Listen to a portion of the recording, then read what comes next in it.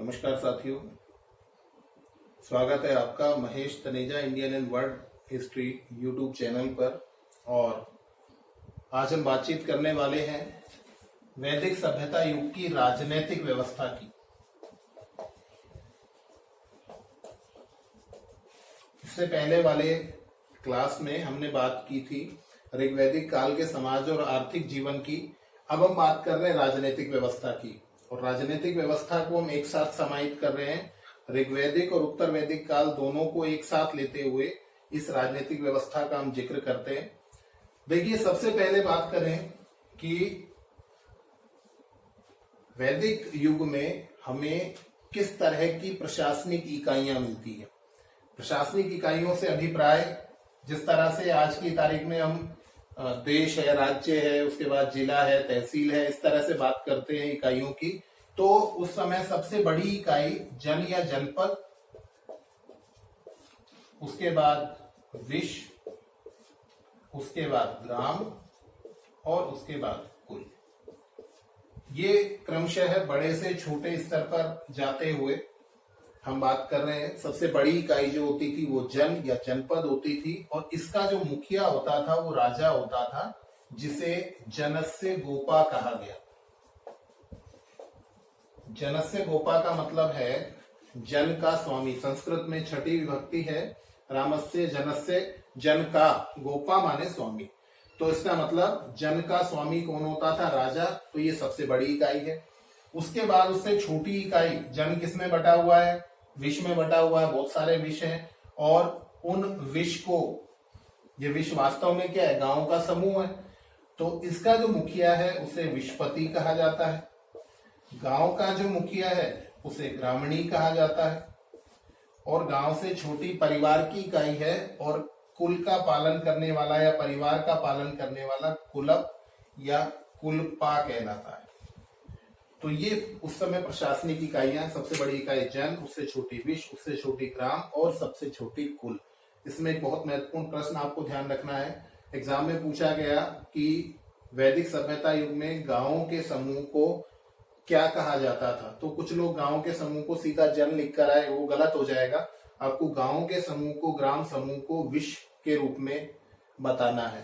तो कुलों का समूह गांव, गांव का समूह विश्व, और विश्वों का समूह जन या जनपद कहलाता था। और यहाँ पर राजा, विश्वपति, ग्रामीण और कुलप इस तरह से मुखिया होते थे। तो ये तो हो गई प्रशासनिक इकाइयां। चलिए अब बात करते हैं वैदिक सभ्यता युग में विभिन्न राजनीतिक संस्थाओं की। बहुत इंपॉर्टेंट मुद्दा है ये, इससे बहुत प्रश्न पूछे जाते हैं हमसे। देखिए, राजनीतिक संस्थाएं कौन सी थी, तो पहले तो हम बात करें कौन कौन सी संस्थाएं हैं। सभा है, उसके अलावा समिति है, इसके अलावा विदत है, एक और संस्था गण स्वीकार की जाती है। ये सभी संस्थाएं राजनीतिक संस्थाएं थी। अब सभा क्या है, तो एक एक करके हम इसका प्रिस्क्रिप्शन कर लेते हैं, डिटेल कर लेते हैं।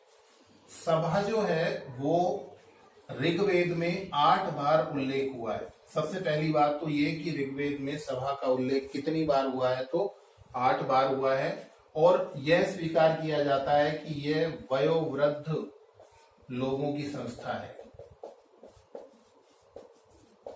वयोवृद्ध लोगों की संस्था है, मतलब समाज के जो बुजुर्ग व्यक्ति हैं, अनुभवी व्यक्ति हैं, जिनको राजनीति का, जीवन का अनुभव है, उन लोगों की जो संस्था है वो सभा कहलाती है। इसका मतलब पूरा समाज इसमें शामिल नहीं है, केवल वयोवृद्ध, उम्र में बड़े लोग ही इसमें शामिल है। सभा के बाद इससे कंपेयर करती हुई जो संस्था है वो है समिति, जिसका उल्लेख हमें 9 बार मिलता है। ऋग्वेद में कितनी बार? 9 बार उल्लेख मिलता है।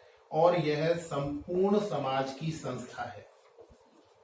संपूर्ण समाज की संस्था स्वीकार किया जाता है। इसके बाद तीसरी जो संस्था है, देखिए समिति के बारे में थोड़ा और डिटेल कर सकते हैं। 9 बार उल्लेख हुआ है, संपूर्ण समाज की संस्था है। इसके जो सभापति होते थे उन्हें ईशान कहा जाता था।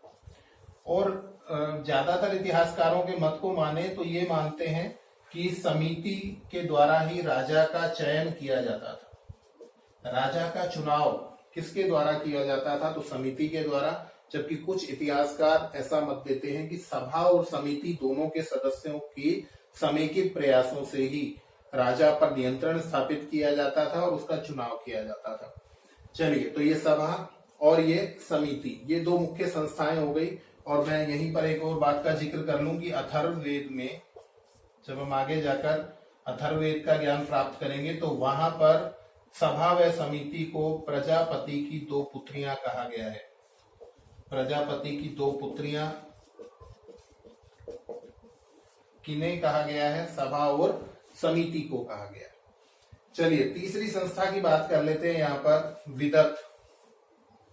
विदत के बारे में रामशरण शर्मा जी कहते हैं कि यह आर्यों की सबसे प्राचीन राजनीतिक संस्था थी। तो आपको इसी रूप में ध्यान रखना है। सबसे प्राचीन राजनीतिक संस्था आर्यों की या वैदिक सभ्यता की कौन सी है? तो वो है विदत।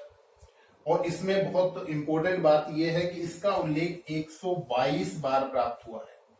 सबसे ज्यादा उल्लेखित अगर राजनीतिक संस्था कहा जाए ऋग्वेद में तो वो भी कौन सी है? वो विदत है। और 122 बार इसका उल्लेख मिलता है। और बड़े आश्चर्य की बात यह है कि इसके बारे में अब तक ये डिसाइड नहीं हो पाया है कि यह किस चीज से संबंधित संस्था थी। इसको जब डिटेल करते हैं तो 2-3 मत निकल कर आते हैं। पहला मत तो ये निकल कर आता है कि यह लूट के माल के बंटवारे से संबंधित संस्था थी। लूट के माल के बंटवारे, क्योंकि युद्ध होते थे, युद्ध में माल लूट के लाते थे, धन लूट के लाते थे, और उसके बंटवारे से संबंधित जो संस्था थी उसे विदत कहा गया। कुछ इतिहासकारों ने विद धातु से बनने के कारण, विद शब्द का इस्तेमाल होने के कारण ये कहा कि यह शिक्षा से संबंधित कोई संस्था थी, शिक्षा या ज्ञान से संबंधित कोई संस्था थी। जबकि एक और विचारक की बात कर लेते हैं, गण की बात हम बाद में कर लेंगे। केपी जायसवाल जी ने कहा, इन्होंने विदत को विधाता के नाम से पुकारा है, बुलाया है। केपी जायसवाल जी विदत को विधाता शब्द से डिनोट करते हैं, कहते हैं, और वो ये कहते हैं कि यह कोई धार्मिक मामलों से संबंधित संस्था है, कोई धार्मिक संस्था रही होगी। ये केपी जायसवाल जी का व्यक्तिगत मत है। तो आपको ध्यान रखना है, विदत के बारे में 3 विचारधाराएं हमने डिस्कस कर ली यहाँ पर। लूट के माल के बंटवारे से संबंधित, शिक्षा या ज्ञान से संबंधित संस्था, और केपी जायसवाल जी की बात माने तो ये विधाता के नाम से इन्होंने बुलाया इसे, और धार्मिक संस्था स्वीकार किया है। तो ये 3 संस्थाएं मुख्य रूप से आपको देखने को मिल जाती हैं, सभा, समिति और विदत। अब इसमें ये और ध्यान रखना है कि चौथी संस्था के रूप में गण को स्वीकार किया जाता है। हालांकि इसके बारे में कोई डिटेल अभी तक फाइनलाइज नहीं की जा सकी है, परंतु 46 बार इसका भी ऋग्वेद में उल्लेख हमें देखने को मिल जाता है। तो ये मुख्य संस्थाएं, सभा, समिति, विदत और गण, ये 4 राजनीतिक संस्थाएं हमें यहाँ पर ध्यान रखनी है। और इसमें एक और बड़ा प्रश्न उठता है, आमतौर पे पूछा जाता है कि महिलाएं कहाँ पर हैं, कहाँ पर नहीं है। तो आपको ध्यान रखना है, समिति में महिलाएं नहीं है, बहुत इंपॉर्टेंट है, पूछा जाता है। हालांकि ये संपूर्ण समाज की संस्था है, परंतु केवल पुरुष शामिल हो रहे हैं, महिलाएं शामिल नहीं है। तो आपको याद ऐसे रखना है कि समिति में श्रीमती नहीं है, समिति में श्रीमती नहीं है। सभा में है, मतलब वयोवृद्ध महिलाएं भी हैं यहाँ पर शामिल। और यदि हम बात करें तो लूट के माल में भी महिलाएं शामिल हैं, इसको इस तरह से याद कर लेंगे हम। परंतु समिति में श्रीमती नहीं है, इस तरह से आपको याद रखना है। और प्रश्न अगर पूछा जाए तो हम इसका उत्तर देने की स्थिति में आ जाए। तो सभा, समिति, सभा समाज में वयोवृद्ध लोगों की, समिति संपूर्ण समाज की, और विदत सबसे प्राचीन संस्था के रूप में स्वीकार की जाती है। अब बात करते हैं कि इस सभा और समिति के बारे में कुछ और इतिहासकारों के मत हैं, उन्होंने इसे अलग अलग रूप में बताने की कोशिश की है। इसको भी एक बार डिस्कशन में लाना जरूरी है। आपको बताएं, हम लुडविग की बात करें तो ये कहते हैं कि जो सभा थी ये उच्च सदन था और जो समिति है ये निम्न सदन था।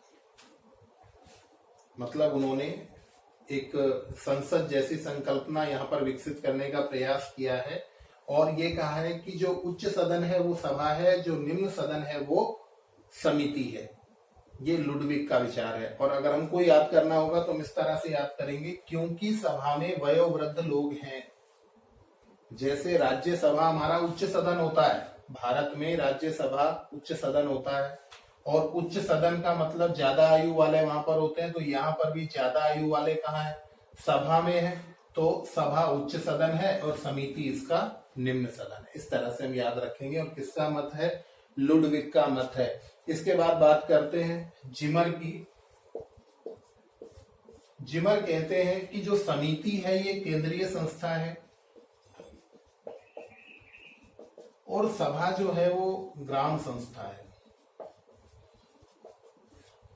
केंद्रीय संस्था और ग्राम संस्था है तो आपको इस बात का भी ध्यान रखना है।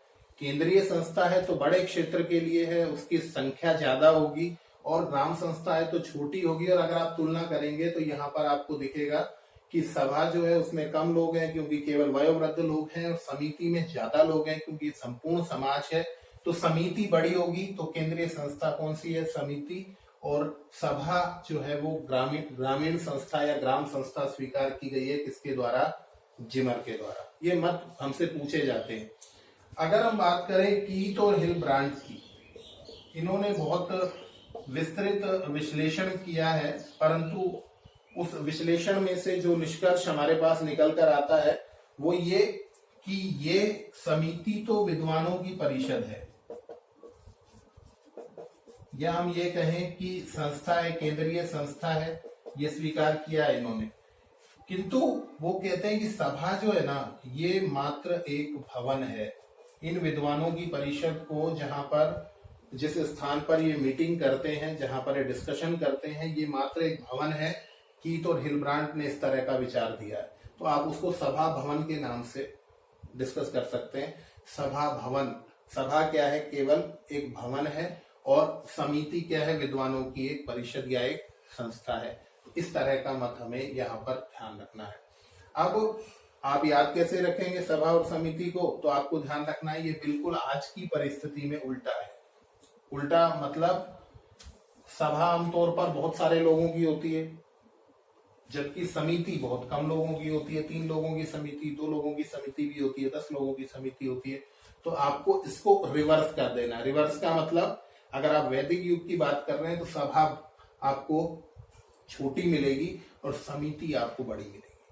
उल्टा हो गया, सभा आज की तारीख में बड़ी होती है, समिति छोटी होती है। यहाँ पर हम वैदिक युग की बात कर रहे हैं तो इसको उल्टा कर दीजिए कि समिति ज्यादा संख्या वाले एक संस्था है, ज्यादा संख्या में लोगों की एक संस्था है, और यहाँ पर कम लोगों की जो संस्था है उसे सभा कहा गया। तो ये 3 मत कम से कम आपको जरूर याद रखने। लुडविग का मत उच्च सदन निम्न सदन वाला, तो वो आप फाइनलाइज कर लेंगे वहां पर भी उच्च किसे कहा गया और निम्न किसे कहा गया। जिमर का मत, ये भी आप फाइनलाइज कर लेंगे कि बड़ी संस्था कौन सी होगी? वो केंद्रीय संस्था है, और छोटी संस्था जो है वो सभा जिसमें कम लोग हैं वो ग्राम संस्था है। और कीथ और हिलब्रांड सभा भवन मानते हैं, सभा को एक भवन मानते हैं।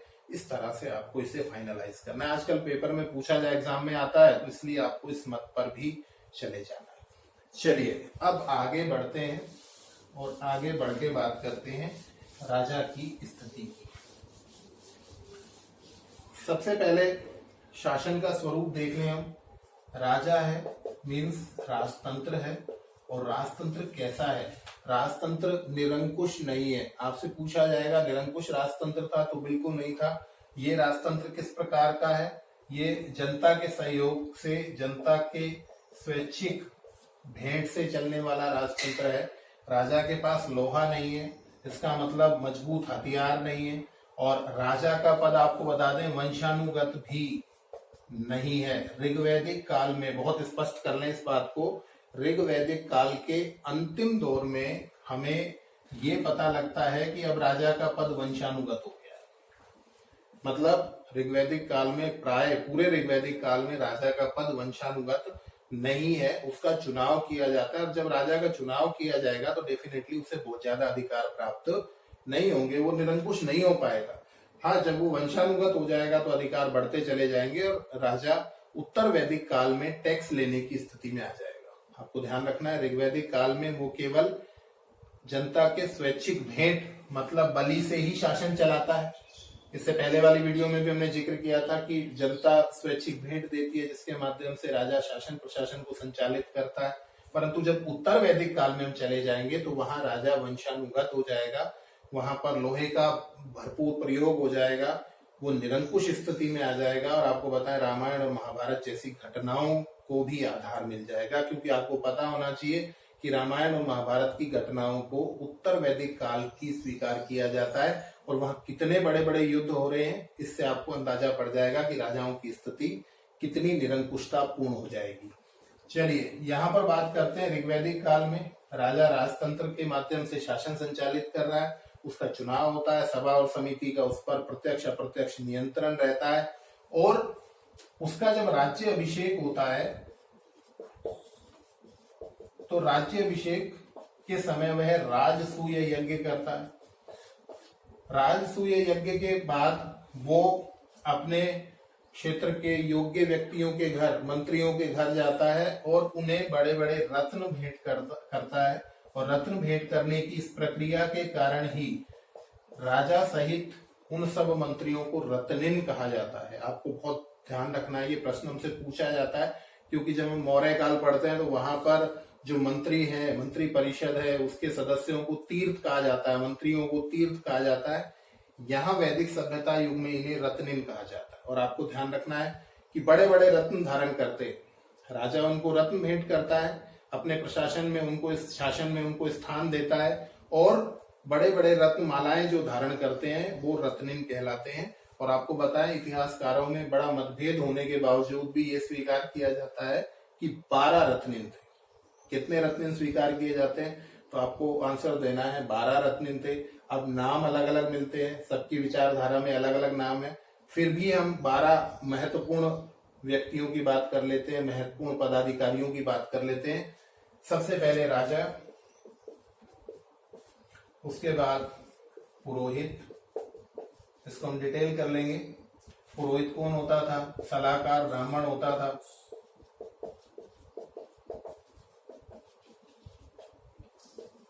इसके बाद भाग दुध, भू राजस्व संग्रह करता। इसके बाद संग्रहीता, कोषाध्यक्ष। इसके बाद पुरक, किलों का अधिकारी।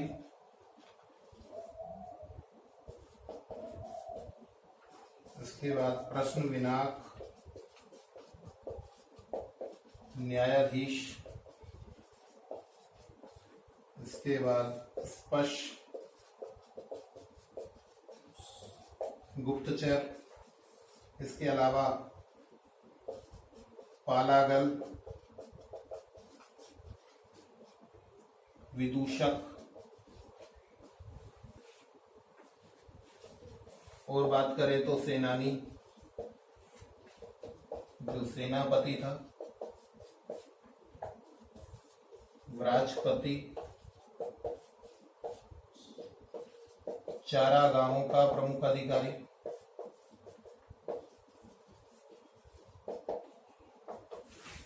इसके बाद बात करें तो क्षता,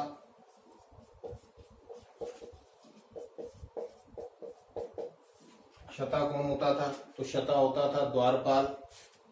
और इसके बाद अंतिम जो मुख्य अधिकारी होता था वो था अक्षवाप, जुए से संबंधित अधिकारी।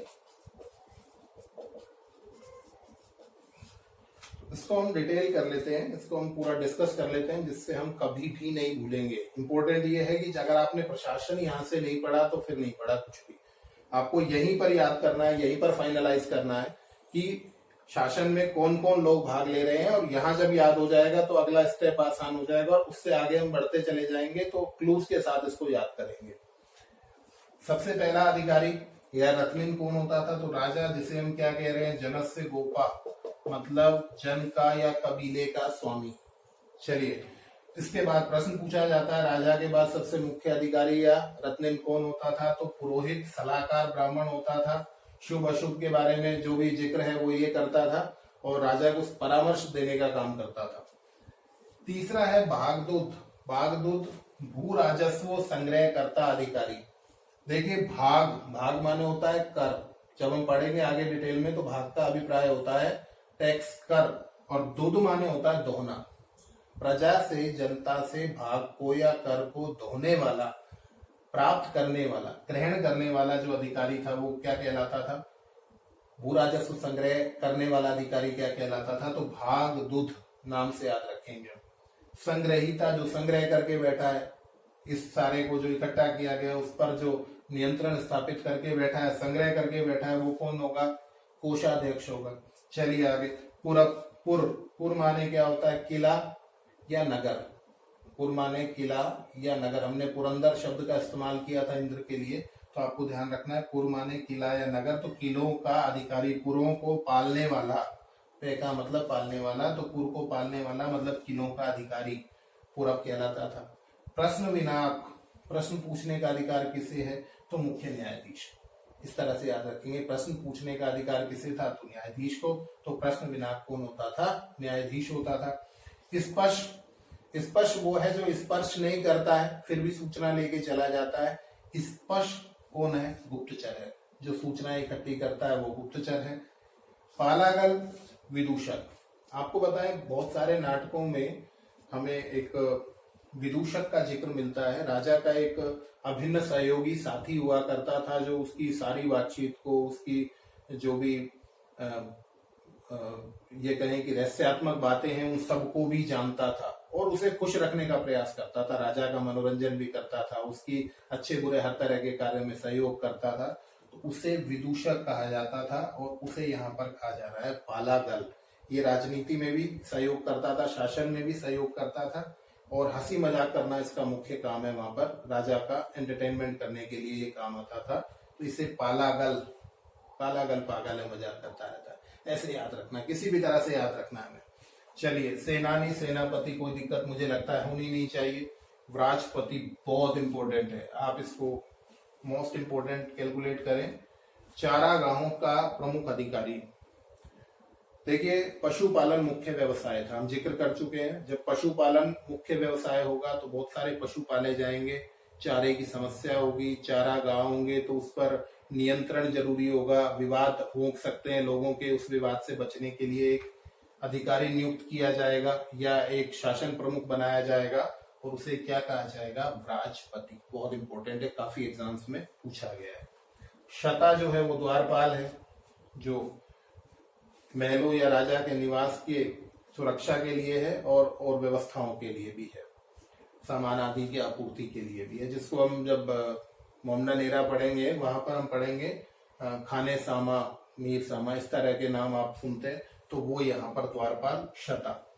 और अक्षवाब, ये भी बहुत इंपॉर्टेंट है।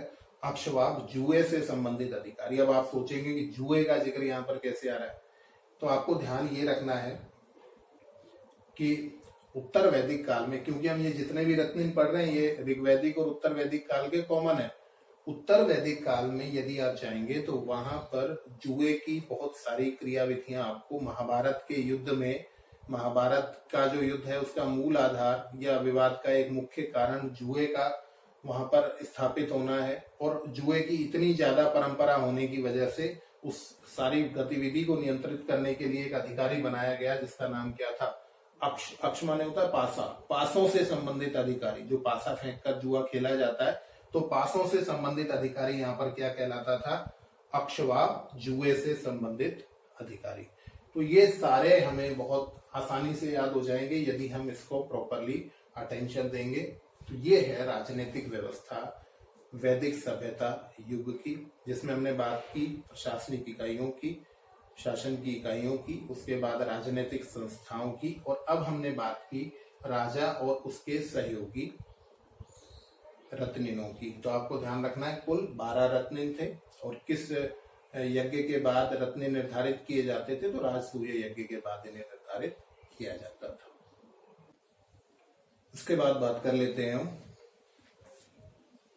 ऋग्वैदिक काल की धार्मिक दशाओं की।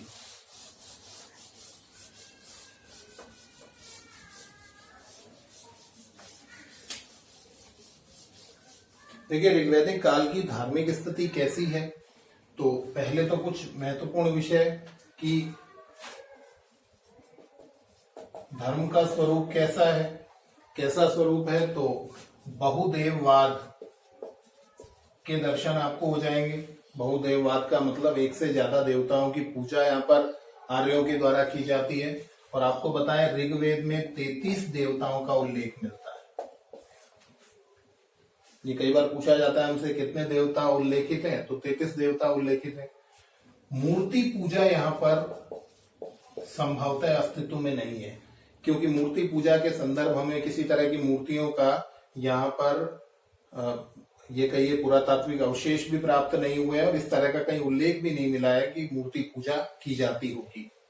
इसके अलावा बात करें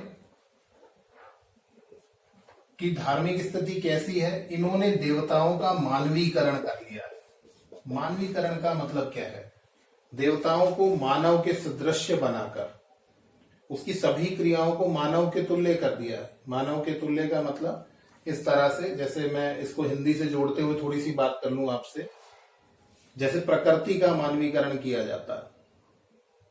मेघ में आसमान से उतर रही है संध्या सुंदरी धीरे धीरे धीरे, मतलब क्या है कि आप संध्या जो शाम का समय है, सायंकाल है, उसको एक सुंदरी के रूप में मानकर उसके चलने का, उसके वहां से उतरने का संदर्भ आप एक कल्पना कर रहे हैं। तो यहाँ पर देवताओं को मनुष्य के समान मानना शुरू कर दिया गया है।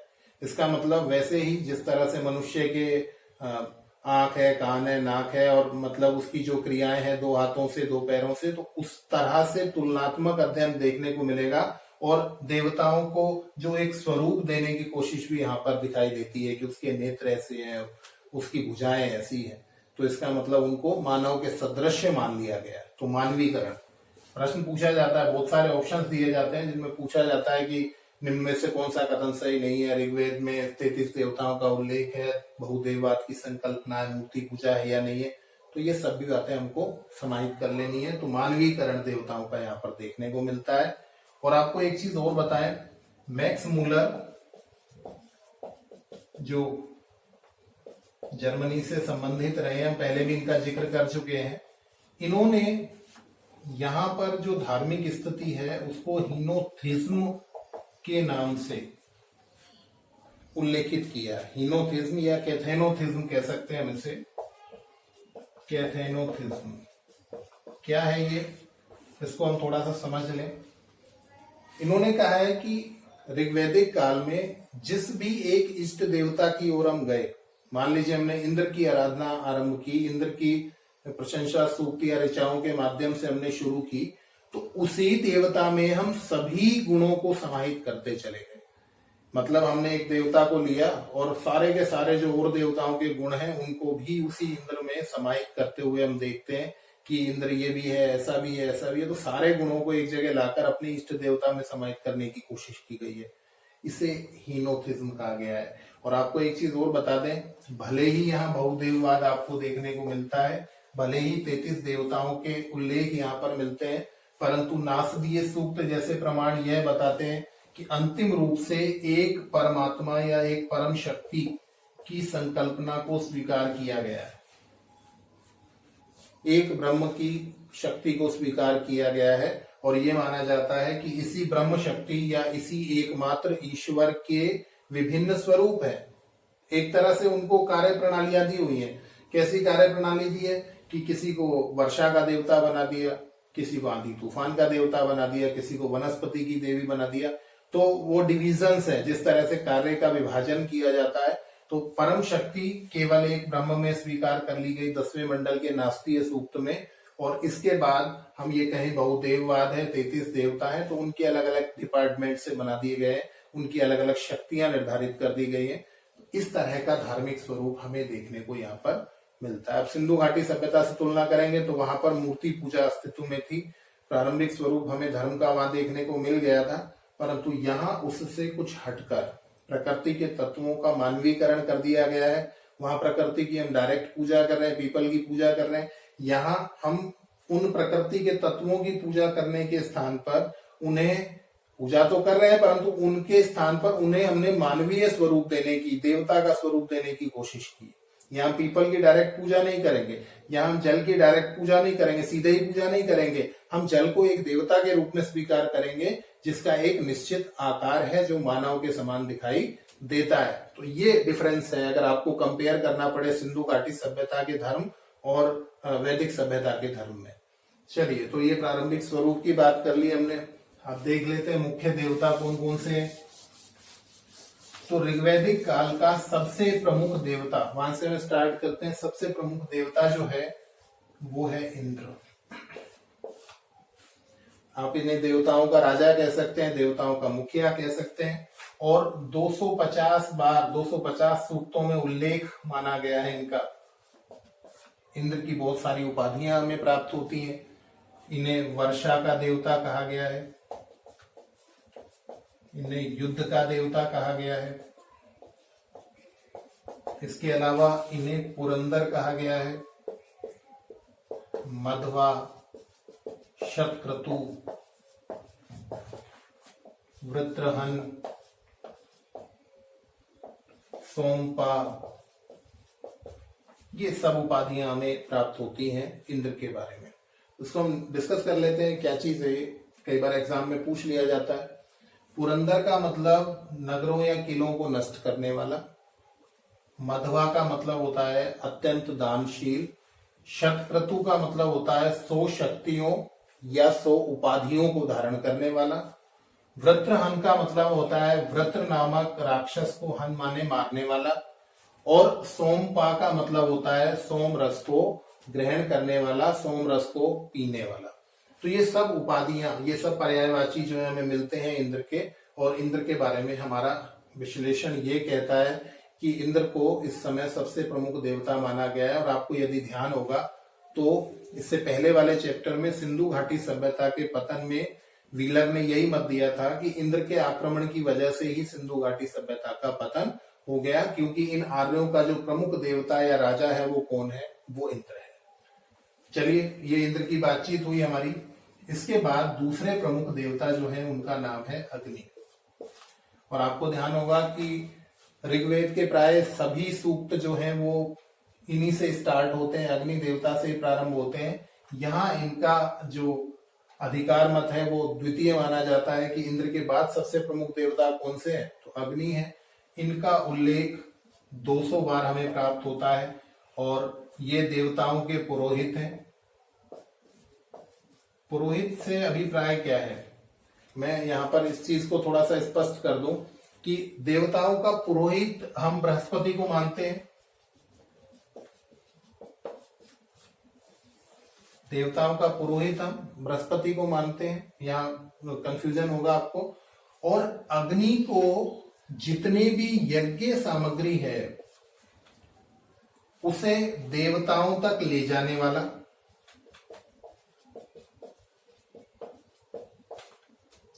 और देखिए शब्दों में उलझना नहीं है। पुरोहित बृहस्पति हैं, परंतु जितने भी यज्ञ में हवन सामग्री डाली जाती है उन्हें देवताओं तक ले जाने वाला किसे माना जाता है, अग्नि को माना जाता है। और देवताओं को यज्ञ में बुलाने वाला, देवताओं को यज्ञ में आमंत्रित करने वाला किसे माना जाता है, तो वो अग्नि देवता को माना जाता है। और यहाँ पर देवी नहीं, देवता शब्द का इस्तेमाल करना है हमें। तो यहाँ बिल्कुल स्पष्ट हो जाएगा पुरोहित कौन है, बृहस्पति हैं देवताओं के। परंतु अग्नि जो है वो जितनी भी हवन सामग्री है वो अग्नि में डाली जाती है, माना जाता है धुएं के माध्यम से वो देवताओं तक पहुंचती है और वहां से देवताओं को आमंत्रित करने का कार्य भी अग्नि देवता को ही दिया गया है। तो इनका उल्लेख 200 बार मिलता है। तो मुख्य दूसरे नंबर के देवता है। तीसरे प्रमुख देवता जो है उनका नाम है वरुण। बहुत इंपॉर्टेंट है, बहुत क्वेश्चंस पूछे जाते हैं। 30 बार इनका उल्लेख मिलता है ऋग्वेद में। और आपको बताएं ये ऋत के देवता है, ऋत के देवता है, ये जल के देवता है, ये समुद्रों के देवता हैं, ये वरुण को माना गया है। अब देखिए ऋत क्या है, ये बहुत इंपॉर्टेंट है हमारे लिए। ऋत का मतलब है नैतिकता। हमने यम यमी संवाद की बात की थी, संवाद सूक्त का जिक्र किया था और वहां पर यह कहा था कि यम और यमी भाई बहन है और यमी जो है वो संतानोत्पत्ति के लिए यम से संसर्ग करना चाहती है, परंतु यम इस चीज के लिए मना कर देता है। क्यों मना करता है? क्योंकि वो कहता है कि ये ऋत के खिलाफ है। ऋत का मतलब क्या है? नैतिकता के खिलाफ है। तो आपको ध्यान रखना है कि नैतिकता का देवता कौन है, बहुत इंपॉर्टेंट है। नैतिकता का देवता कौन है? तो वरुण है, जिसे ऋतस्य गोपा कहा गया है। अब मुझे लगता है कोई दिक्कत नहीं आनी चाहिए। ऋतस्य वही जनस्य, ऋत का, जनस्य जन का, गोपा माने स्वामी। तो ऋत का स्वामी किसे माना गया है? तो वरुण को माना गया है। इसके अलावा एक और इम्पोर्टेंट फैक्ट ये है कि जो जैन अवेस्ता, आपने नाम सुना है जैन अवेस्ता, जो फारसी ग्रंथ है, ईरानी ग्रंथ है और वो ऋग्वेद के समकालीन ही माना जाता है लगभग। उस जैन अवेस्ता में जो उल्लेखित अहूर मजदा नाम का जो देवता है वो बिल्कुल उन्हीं विशेषताओं को धारण करता है जो भारत के आर्य सभ्यता में वरुण धारण करता है। तो वरुण और अहूर मजदा को एक ही स्वीकार किया जाता है। आपको ध्यान रखना है अहूर मजदा कौन सा देवता है, तो आपको बताना है कि अहूर मजदा वरुण ही है, उससे अलग नहीं है, क्योंकि दोनों की विशेषताएं बिल्कुल समान दिखाई देती हैं। तो ऋत के देवता, जल के देवता और समुद्रों के देवता किसे माना गया है? तो वरुण को माना गया। तो इसके बारे में भी प्रश्न हमसे बहुत ज्यादा पूछे जाते हैं। चलिए कुछ और देवताओं की बात यहाँ पर हम कर लेते हैं जो इसके बाद महत्व रखते हैं अपना। देखिए इसके बाद महत्वपूर्ण देवताओं में 4 नंबर पे हम रख सकते हैं सोम को। सोम के बारे में बता चुके हैं, 9वें मंडल में इनका उल्लेख मिलता है और सोम रस के बारे में भी उल्लेख हमें वहां पर प्राप्त होता है। और अभी हमने इंद्र को सोमपा कहा, मतलब सोम रस को पीने वाला बताया है। इसके बाद अदिति की बात कर लेते हैं। अदिति जो है वो देवताओं की माता है।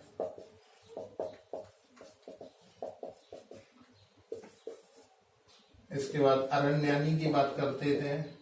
अरण्यानी, अरण्य माने जंगल, वन प्रदेश की देवी।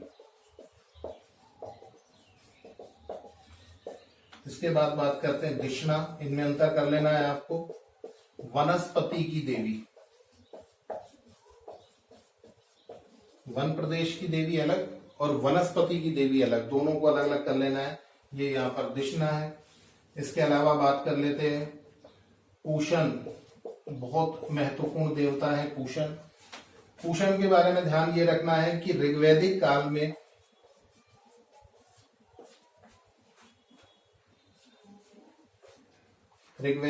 में तो एक ऐसे देवता के रूप में इनका उल्लेख है जिनके रथ को बकरे खींचते हैं। ऋग्वैदिक काल में पूषण के बारे में कहा जाता है कि इनके रथ को बकरे खींचते हैं। और जब उत्तर वैदिक काल में हम जाएंगे तो यहाँ पर ये शूद्रों के देवता के रूप में दिखाई देते हैं। प्रश्न पूछा गया है शूद्रों के देवता के रूप में किसका उल्लेख प्राप्त होता है, तो पूषण का प्राप्त होता है। और कौन सा ऐसा देवता जिसके रथ को बकरे खींचते हैं, तो कौन से हैं? वो पूषण है। तो आपको ये दोनों संदर्भ ध्यान रखने, दोनों प्रश्न हमसे पूछे जा चुके हैं। चलिए इसके बाद मरुत हैं, बहुत इंपॉर्टेंट, आंधी व तूफान के देवता। आंधी व तूफान के देवता, ठीक है। तो ये महत्वपूर्ण देवता हमने बात की। इसके अलावा सरस्वती की बात कर सकते हैं। सरस्वती देवी हैं, नदी देवी हैं और ज्ञान की देवी हैं। इसी तरह से बृहस्पति की बात भी हम सेपरेटली कर लेते हैं एक बार। बृहस्पति जो है उन्हें देवताओं के पुरोहित माना गया है। इसी तरह से एक और देवता की बात कर लेते हैं, द्योस की। ये मूल रूप से आकाश देवता है और इन्हें देवताओं का पिता स्वीकार किया गया है। या ये कहिए कि ऋग्वैदिक काल का सबसे प्रारंभिक देवता या प्राचीनतम देवता कौन सा है? तो द्योस है, आकाश है। देवताओं का पिता या प्राचीनतम देवता किसे माना गया है? तो द्योस को माना गया। तो ये कोई बहुत कठिन सा प्रिस्क्रिप्शन नहीं है। अगर हम इसको बातचीत को देखेंगे तो हम जितना हम जनरली पढ़ते चले जाएंगे तो हमको समझ में आता चला जाएगा कि किस देवता का संबंध किस तरह की गतिविधि से रहा है। तो ये सारे के सारे हमें ध्यान रखने हैं। इसके बाद एक नासित्य की बात भी हम कर लें, हालांकि हम इसका जिक्र कर चुके हैं। नासित्य का मतलब अश्विनव होता है। अश्विनव का मतलब दो अश्विन, युगल देवता। प्रश्न पूछा जाएगा कि निम्न में से युगल देवता कौन से हैं? तो अश्विनव होगा आंसर, या आपका नासित्य के नाम से आंसर आएगा। तो ये आपको यहाँ पर समाहित कर लेना। तो ये हो गए भाई वैदिक सभ्यता युग के, मुख्य रूप से ऋग्वैदिक काल के देवता और देवियां। चलिए अब एक और संदर्भ में धार्मिक स्थिति को देख लेते हैं।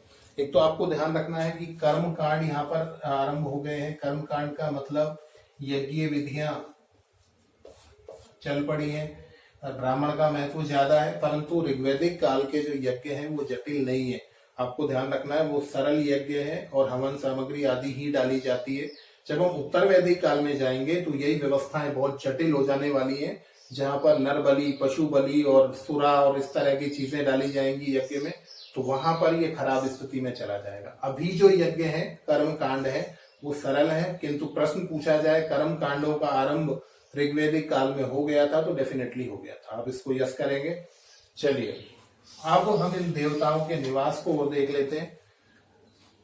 3 निवास माने गए हैं। द्यू स्थान मतलब आकाश, अंतरिक्ष और पृथ्वी। आपको इसी रूप में याद रखना है। हम कोशिश करेंगे कि इन सबको हम किसी तरह से याद कर लें ताकि हमें दिक्कत ना आए, रटने वाला कार्यक्रम यहाँ पर ना चले। देखिए सबसे पहले तुम ये समझें, आकाश और पृथ्वी तो हमारी समझ में आता है। अंतरिक्ष क्या है, यहाँ पर हम बड़े क्वेश्चन में आ जाते हैं। आप इस अंतरिक्ष को शोभ मंडल मान के चले। शोभ मंडल क्या होता है? हमने वायु की परतों के बारे में पढ़ा होगा कि नीचे शोभ मंडल होता है 8-16 किलोमीटर तक, उसके बाद समताप होता है, फिर ओजोन होता है, आयन होता है, बहिर्मंडल होता है। पढ़ा है हम सबने। मौसम संबंधी परिवर्तन जहां पर भी होता है वो सारा क्या है? शोभ मंडल। और हम यहाँ पर यदि देखें तो यही अंतरिक्ष है। इसे यहाँ पर अंतरिक्ष के रूप में स्वीकार किया गया है। कैसे? हम जब देवता देखेंगे तो हमें ये बात और ज्यादा तरीके से स्पष्ट हो जाएगी। अभी आपको यही समझना है कि द्विस्थान मतलब आकाश, पृथ्वी है ही जमीन, और उसके बीच का जो है शोभ मंडल वाला जो क्षेत्र है उसे क्या माना गया है? अंतरिक्ष माना गया। तो अंतरिक्ष के देवता अलग है, पृथ्वी के देवता अलग है और आकाश के देवता अलग है। चलिए कौन कौन से देवता कहाँ से संबंधित हैं तो एक बार देख लेते हैं। सबसे पहले द्योस, आपको यहीं से याद हो जाएगा कि सबसे पहला जिक्र हम जब द्योस का कर रहे हैं तो इसका मतलब सबसे प्राचीन देवता और देवताओं के पिता के रूप में किसे स्वीकार किया गया? तो द्योस को स्वीकार किया गया। उसके अलावा आकाश में सूर्य है। सूर्य का एक स्वरूप है जिसे हमने क्या कहा था? सवित्र कहा था। उसके अलावा हमारे बोगस कोई अभिलेख में 3 देवता यही मिल जाएंगे आपको। वरुण यही है, मित्र यही है और नासित्य यही है। और नासित्य को ही हम क्या कह रहे हैं? अश्विन के नाम से भी जान रहे हैं। चलिए उसके अलावा बात करते हैं उषा देवी, अदिति भी यहीं पर है। उषा और अदिति भी आपको यहीं पर देखने को मिल जाएंगे। और इसके बाद महत्वपूर्ण बात करें तो विष्णु भी आपको यहीं देखने को मिल जाएंगे। तो ये सारे के सारे जो देवता हैं ये किससे संबंधित हैं? ये आकाश से संबंधित हैं और हमें इनका विशेष रूप से ध्यान रखना है। दूसरे हैं अंतरिक्ष के। अंतरिक्ष में देखिए कौन कौन है। तो यहाँ पर आपको इंद्र मिलेंगे, यहाँ पर आपको पर्जन्य मिलेंगे, यहाँ पर आपको मरुत मिलेंगे, वात मिलेंगे, यहाँ आपह मिलेंगे, यहाँ आपको रुद्र मिलेंगे। कौन कौन से हैं? इंद्र हैं, पर्जन्य है, मरुत है, वात है, आपय है ना, ये सारे के सारे देवता आपको कहाँ पर मिलने वाले हैं? तो अंतरिक्ष में। और पृथ्वी के, अभी हम इनको याद करेंगे, रटना नहीं है आपको। पृथ्वी पर कौन कौन से देवता है? तो पृथ्वी खुद देवी है, उसके अलावा अग्नि है, सरस्वती है, बृहस्पति है,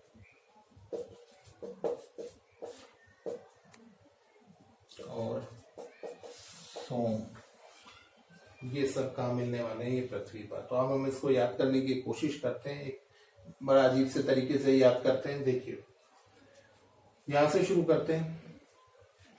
पृथ्वी के देवता में सबसे पहले पृथ्वी, कुछ याद करने की जरूरत नहीं है। आग कहाँ जलती है? पृथ्वी पर। सरस्वती कहाँ बहती है? पृथ्वी पर।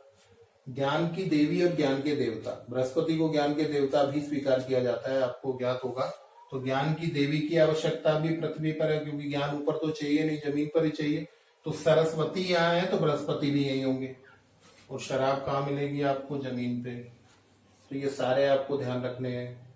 कैसे याद रखेंगे? पृथ्वी, अग्नि कहाँ जलती है? सरस्वती, ज्ञान की देवी, ज्ञान के देवता, और सोमरस, ये सब कहाँ मिलेगा आपको? ये आपको पृथ्वी पर मिलेगा। अब चलिए अंतरिक्ष में। मौसम संबंधी परिवर्तन बताया आपको हमने। मौसम संबंधी परिवर्तन कहाँ होते हैं? क्षोभ मंडल में, मतलब अंतरिक्ष में। और वर्षा के देवता, वर्षा कहाँ होती है? क्षोभ मंडल में।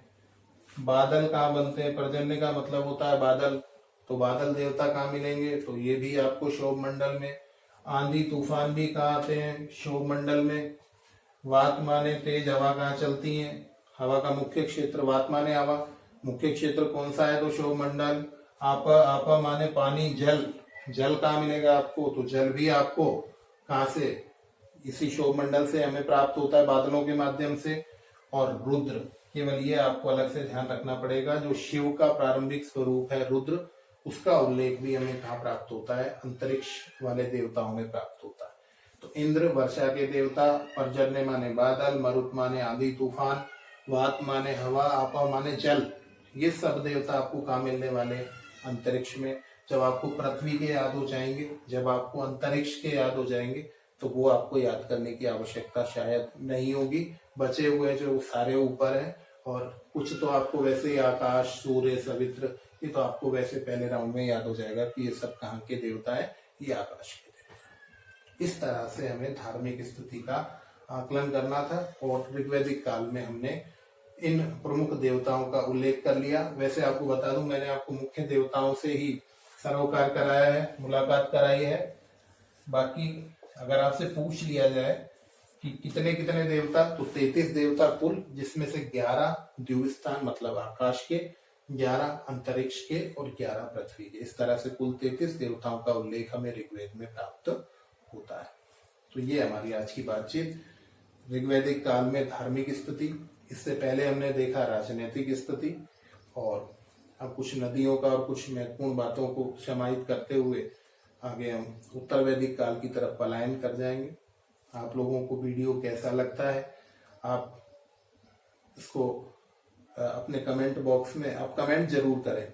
आपको जैसा भी लगता है, अच्छा लगता है, बुरा लगता है, जैसा आपको लगता है, आप उसके अंदर नकारात्मक सकारात्मक प्रतिक्रिया दें, जिससे पता लगे कि और क्या बेहतर किया जा सकता है। और यदि आपको अच्छा लगता है तो आप इसे शेयर करें, लोगों तक पहुंचाएं। और एक प्रयास जो चल रहा है कि हम लोगों को लाभान्वित कर पाए, वो हमारा सफल हो जाए। आप लोगों का सहयोग लगातार बना रहे, आप लगातार देखते रहिए, आत्मसात करते रहिए और सफलताएं प्राप्त कीजिए। शुभकामनाएं। बहुत बहुत धन्यवाद।